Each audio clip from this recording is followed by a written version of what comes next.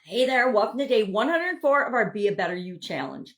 Sharon Horne-Ellstrom here with my giant, literally giant, super hot coffee cup. I'm going to put that down before I spill it on me. Today we're talking about conflict resolution in our relationships. I cannot think of a single relationship I've ever had that didn't have some sort of conflict in it, and I bet you feel the same way. Conflict is inevitable. Why? Because we come into relationships with our own thoughts, feelings, beliefs, opinions, uh, and past experiences. And when we bring those with something in our new relationship, whether it's a romantic relationship, a friendship, whatever, a work colleague, something can trigger us from a past experience, or if we have conflicting beliefs about something, and we need to know how to resolve those conflicts productively, right? And I'm going to share 5 fundamental ways to resolve conflict, as well as 4 ways to heal after there is a conflict. Because depending on the relationship, things happen, things come up that can, break our heart. So we'll talk about a couple of different types of conflicts that might come up in your relationships. And then we'll talk about 5 ways to deal with them, 5 really productive ways to deal with conflicts, because they're going to happen. So we need to have a way to resolve them in order to keep the relationship going and growing and alive.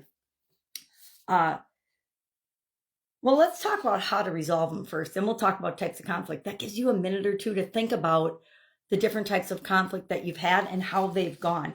I'm going to challenge you to reflect today on past relationships and past experiences where there was conflict, how you handled it, how the other person handled it, how it all made you feel, and did the relationship survive that conflict or not? There are conflicts in relationships, and there are things in relationships personally that I believe are not forgivable. If our core values don't match and somebody breaks one of our fundamental core values or doesn't agree with it, chances are that relationship, especially if it's your primary relationship, your partner relationship, those aren't going to survive that unless one person really gives in on their core values, which that's sometimes okay in the short term, but in the long term, that's not very practical or good for you, right? If you're always giving in a relationship to avoid conflict, that's just as bad as being the person that is causing more conflicts in the relationship.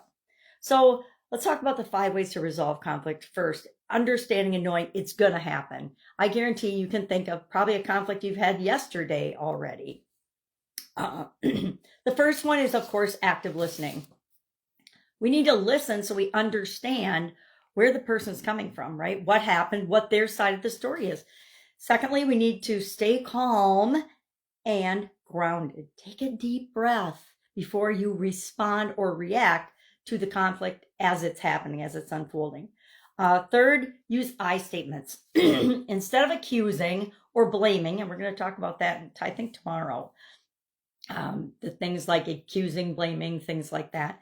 And then following that, we're going to spend a day on criticism and judgment, because to me, those are huge topics.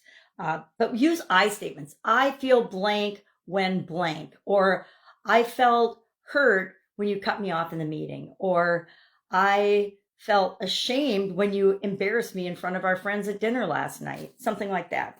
But you're saying how you feel. Now, the person can still negate your feelings. I was in a relationship where that happened a lot.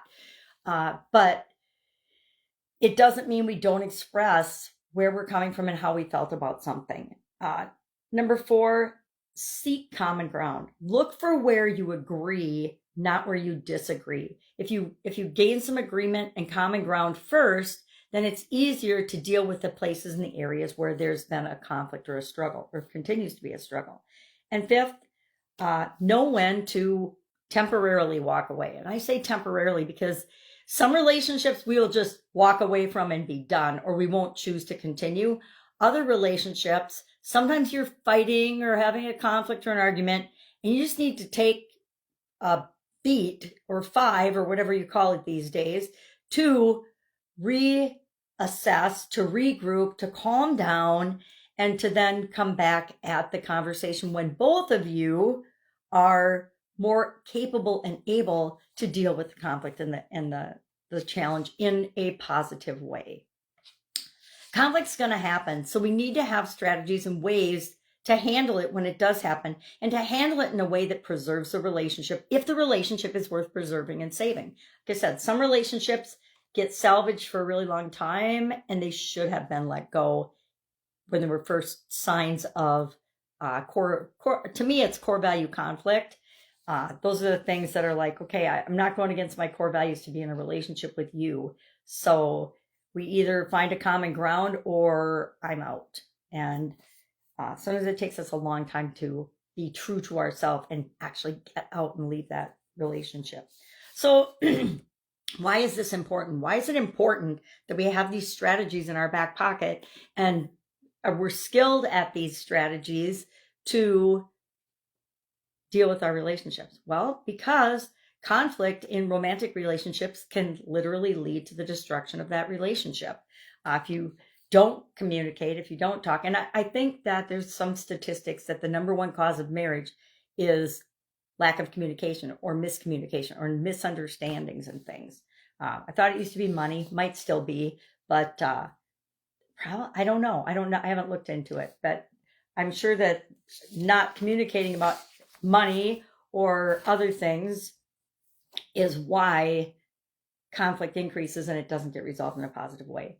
In our family relationships, often conflicts are over generational issues, boundaries, unspoken expectations, or clashing values. Sometimes our kids or our parents don't have the same values that we do. They don't value the same things that we do, or they don't have the same interests that we do, because generations have different interests. My kids have very different interests than I do. They're huge skateboarders and snowboarders.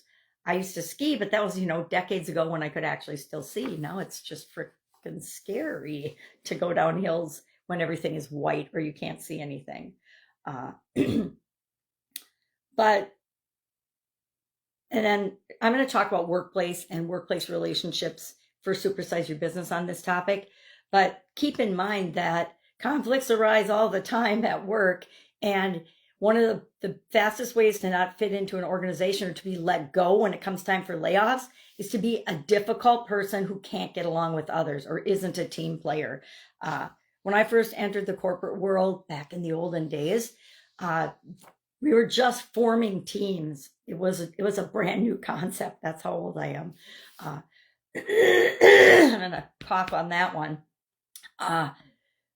And so we were starting to form teams and go from regular job descriptions to team-based job descriptions and teams. And for a lot of people, that caused a lot of conflict because now you were getting feedback from your team members instead of just your boss, which was, in my mind, always a good thing. Because if you get an opinion of a group of people in terms of how you're doing and performing your job duties, it's a lot more valuable than if you just get one person's opinion. That is my opinion.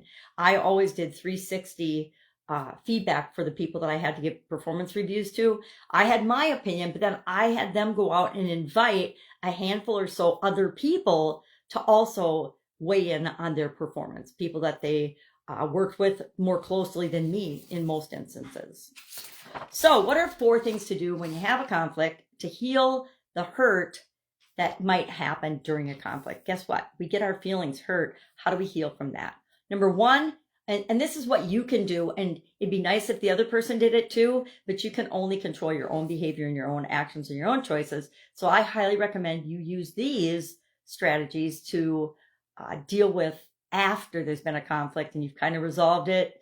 Number 1, sincerely apologize for your role in negatively having a conflict or escalating in a non-productive way a conflict.